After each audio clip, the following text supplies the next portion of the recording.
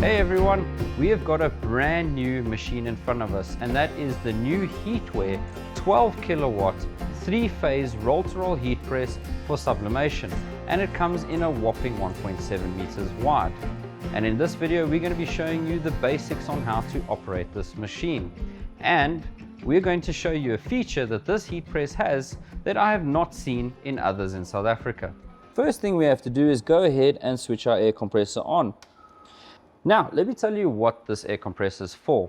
First thing, it has to stay on permanently while using the machine. Now, let's go to this panel here.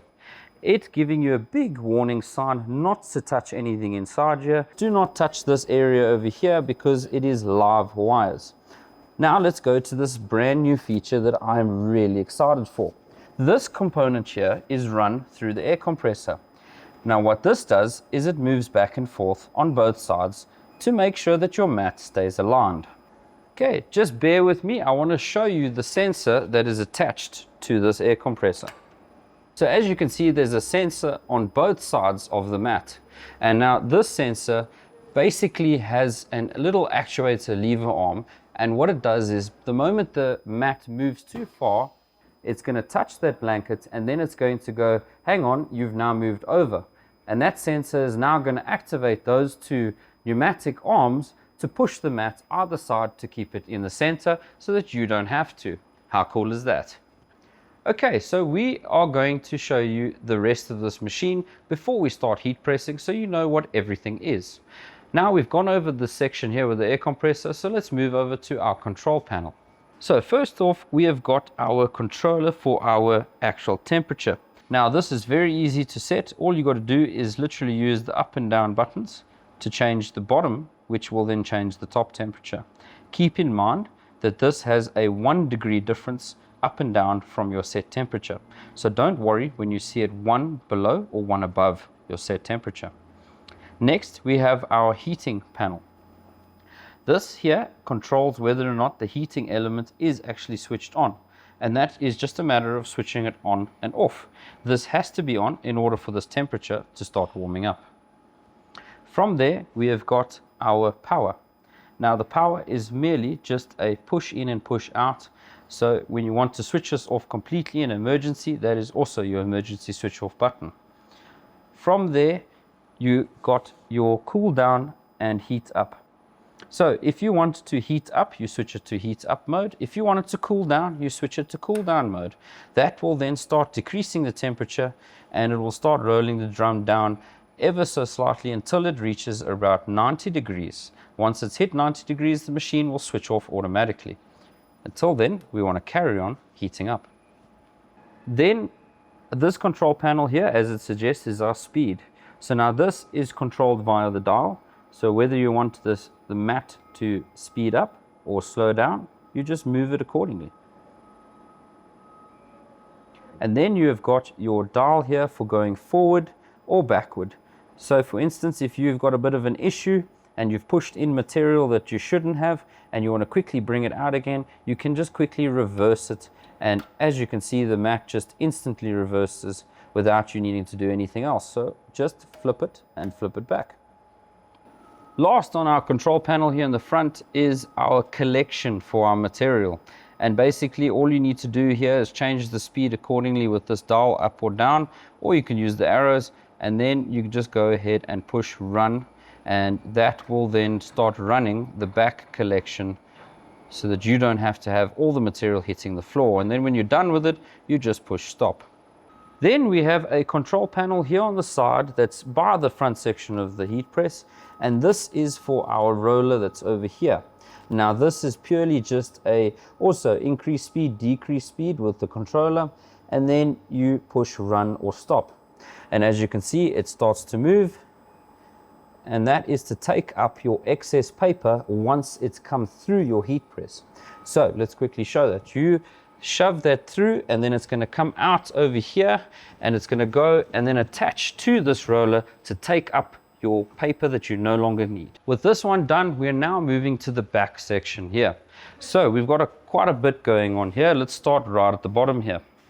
This is our tensioning arm for our green mat. And as you can see, you just wheel it in either direction and that pushes your green mat further away or closer so that you can have it either very tensioned or loose. So in order for the mat to move this way, if it's too far to that direction, you want to loosen this side, tighten the other side, and then that will bring the mat this direction. So you've got one on either side to keep this mat in the middle or tensioned correctly. Next, we have got our two tensioning arms here. Now this is to help you tension your paper so that when it comes up to actually go with your material, you have now got a flattened paper that's got no wrinkles in. So it'll come up here, through here, and come with the material so that the paper stays no wrinkles and it goes in flat into your heat press. And the easiest way to do that is to put your paper in first, and then you wheel these bars until they are facing directly vertical, and that will give you your tension. So you put the paper through the middle, and then you rotate it until it's vertical to pull that paper straight, as you can see. Now that I've shown you that, let's tell you what these two bars are meant for.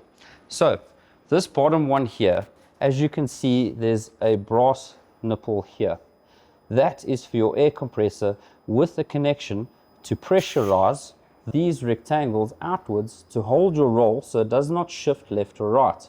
Now keep in mind, this is only for your printed paper. So that means that this bar here is for your material. The material does not get fixed, and it needs to be able to move left and right, because more and more am I finding material from suppliers not coming straight on a roll. Sometimes you'll find it start straight and then it's shifted to one side. So while heat pressing, you need to move your roll left or right so that it can be fed in straight. The last thing here is, now we've showed you how to switch it on via the control panel on the right, but we didn't show you what it was for. So when your material is finished being pressed, it's going to run along the green mat and fall on the floor. Or you can pick it up, put a cardboard roll on, which these can move up and down on both sides to hold the roll. You attach it there, and your leftover material that's been printed will then take up on this roll instead of being on the floor. That will help you for longer jobs. But if you're doing single panels, it will be best to rather pick it up off the floor. We're now finished with this side. I'm now going to move to that corner. First thing is, we've got these two spindles here that tension, and they are on either side of our heat press. One by the control panel and one on the left hand side. Now, when you're starting up your machine for the first time, your mat hasn't settled, and it's also not 100% lined up due to transport and such and such. So what we need to do, if you aren't going to get the technicians to do it and you're doing it yourself, you'll need to align these two on the worm screw so that the bar is straight. And that is as easy as rotating it back and forth while it's not under pressure, because right now it is, and that will allow you to start with a straight mat. From there, those two actuators that are with the air compressor will keep your mat straight so that you can stretch it out evenly. And this is used to tension your brown paper, which is also called protection paper. Now, this paper normally sits on the back over there, and it is fed from the back along the top here, and it's fed through this tensioning arm, which then you pull horizontal to tension it, and then the protection paper goes into the heat press. That we don't use very often. However, from here your brown paper sits, it will go over the top, and it will run over the top here and then through your tensioning arm and into the heat press. Now, we don't use it that often. It is only meant to protect your mat, and that is if you're using material with open weave like basketball material. The ink will go straight past the material through those holes and stain your mat permanently. So you use that protection paper so that your mat doesn't get damaged. Next, now I know you've been wondering what this is for and why the heat press is also so low, and that's because of the oil. Now, most conventional heat presses have a half oil fill inside the drum because you're opening in the middle of the drum on the inside. However, this heat press has it different.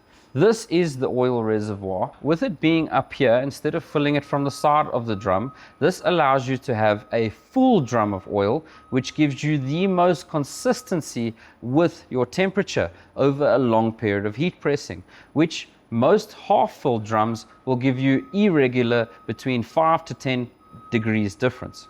Now here you can see an indication line of how full your oil reservoir is. Now if it drops too low, you can see when you actually have to fill it, whereas with other heat presses, it's a thumb suck. It's a year or maybe even longer before you have to fill it, and by that time you could have had less temperature because you don't have enough oil, whereas this one you can see how much exactly you have every time you switch it on. Isn't that neat?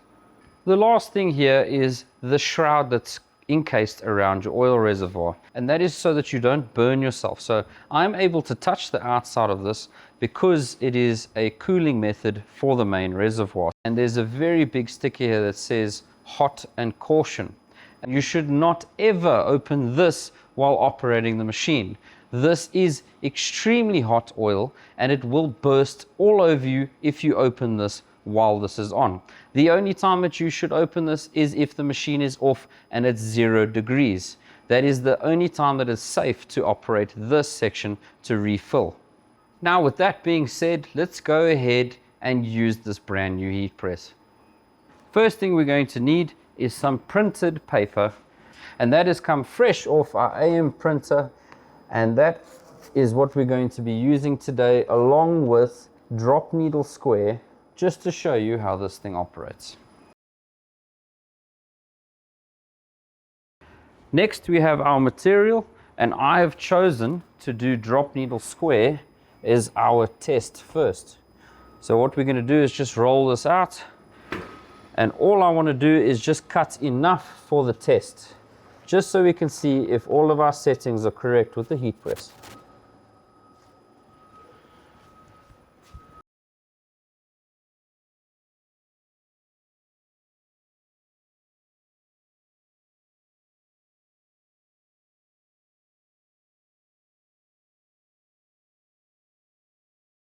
Okay, so I'm going to put the paper here where it's meant to be, so that for the next person that wants to heat press and see how it works, the paper is ready to go.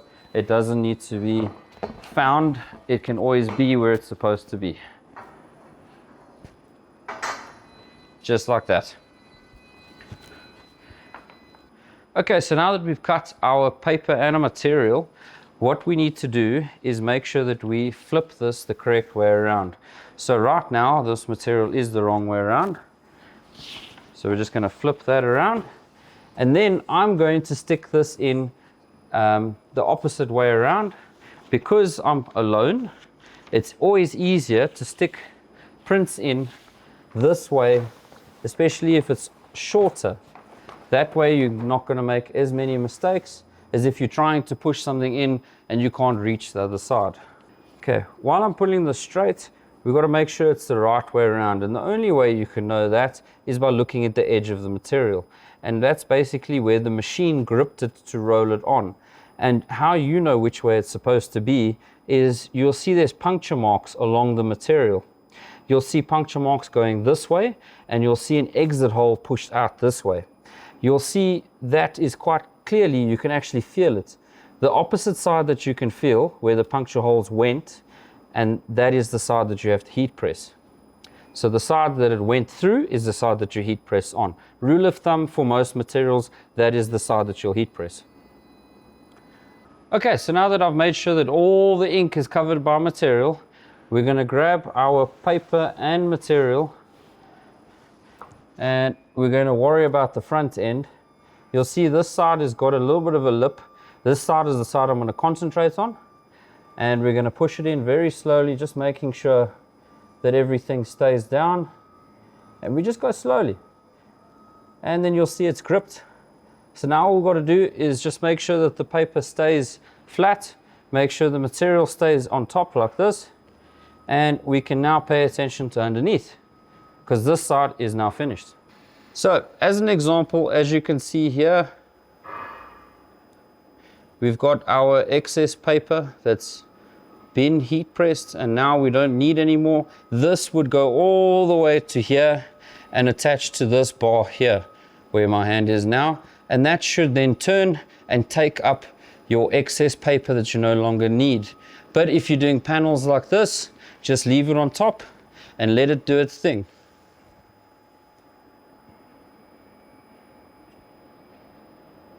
Okay, so as you can see, we're now finished with the paper. We can take that away.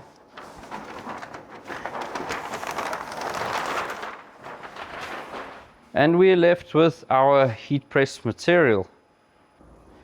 And here we go. As you can see, our first heat press was done. And it was very, very successful for the very first time.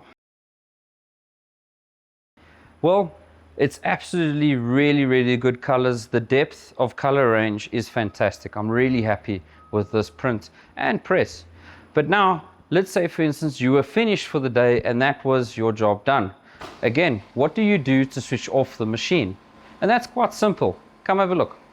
Okay, so the first thing we need to do here is make sure that we switch off our heating. So that's just going and turning this to the off position, and you'll see the light switching off.